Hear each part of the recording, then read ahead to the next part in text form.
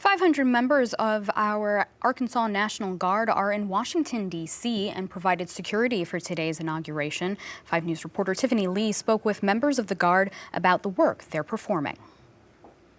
I spoke with Lieutenant Colonel Brian Mason earlier today, and he tells me since soldiers arrived on Sunday and Monday, they've stayed on the go, but their morale has remained very high.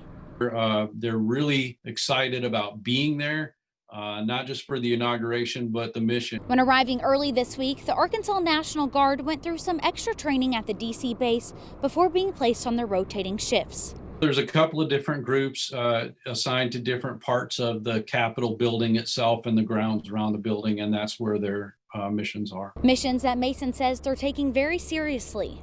You know, our primary goal is to ensure that it's a safe and secure environment for the inauguration.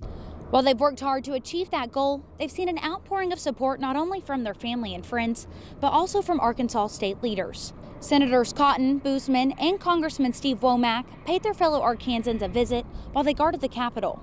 When you see things happening like that, all the outpouring of support, it's really encouraging and uplifting for our soldiers and airmen to see that. The Lieutenant Colonel tells us that when given the mission, those involved were eager to arrive and honored to be a part of history. Arkansas National Guard members will be at the Capitol for at least the next few days or until they're given the okay to head home.